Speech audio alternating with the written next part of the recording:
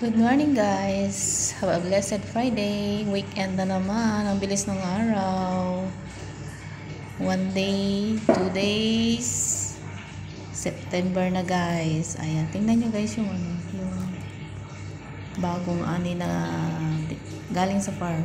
Yung dates. Ang ganda, ang cute ng niya. Design niya. Na-miss ako. Ito naman yung mga mahinog na sa puno. Kinakain ng birds. Pagkain ng mga birds yung iba. Pagkahinog na sa puno, matamis siya. Yan o. Ayan yung mga maliliit pa. Hindi pare-pare yung pagkahinog. Pero ito talaga, ang pinaka cute. Ang ganda ng design niya o. Letter S. Tingnan nyo. Diba?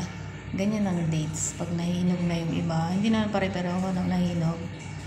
Magandang benefit sa ating katawan to guys, lalo yung mga may diabetic pero good natural sweets. God bless us all.